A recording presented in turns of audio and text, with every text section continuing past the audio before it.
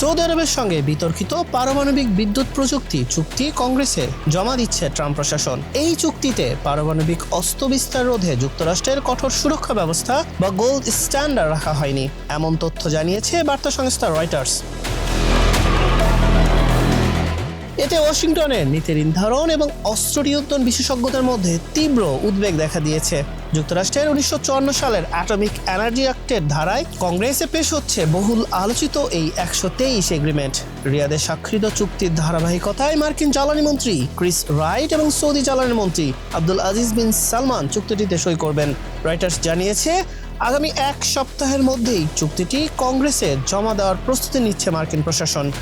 এই চুক্তির মাধ্যমে সৌদি আরবে কয়েক বিলিয়ন ডলারের বেসামরিক পারমাণবিক শিল্প গড়ে তুলবে মার্কিন কোম্পানিগুলো। এজন্য আইনি পথ তৈরি করা হচ্ছে, তবে চুক্তিটিতে যুক্ত করা হয়নি গোল্ড স্ট্যান্ডার্ড আইন। পারমাণবিক অস্ত্র তৈরির প্রধান দুটি পথ ইউরেনিয়াম সমৃদ্ধকরণ এবং পুনঃপ্রক্রিয়াকরণের সুযোগ এতে রাখা হয়েছে। এর ফলে সৌদি আরবের পারমাণবিক সক্ষমতা অর্জন নিয়ে আশঙ্কা তৈরি হয়েছে বিশ্লেষকদের মধ্যে। এছাড়া চুক্তিতে অ্যাডিশনাল প্রোটোকলও অন্তর্ভুক্ত করা হয়নি। এই প্রোটোকল জাতিসংঘের আন্তর্জাতিক পরমাণু শক্তি সংস্থা পারমাণবিক কার্যক্রমের উপর কঠোর তদারকির ক্ষমতা দেয়।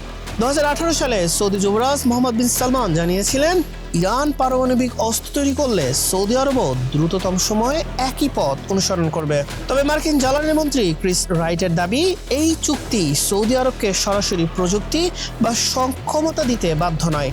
যুক্তরাষ্ট্রের কঠোর অস্ত্র বিস্তাররোধী মানদণ্ড বজায় রাখা হয়েছে। তবে এই চুক্তি নিয়ে আনুষ্ঠানিক কোনো মন্তব্য করেনি হোয়াইট হাউস বা মার্কিন জ্বালানি বিভাগ। বিশ্লেষকরা বলছেন, সৌদি আরবকে ছাড় দিয়ে পারমাণবিক চুক্তি পাশ করা নিয়ে মার্কিন আইন প্রণেতাদের মাঝে বিরূপ প্রতিক্রিয়া তৈরি হয়েছে।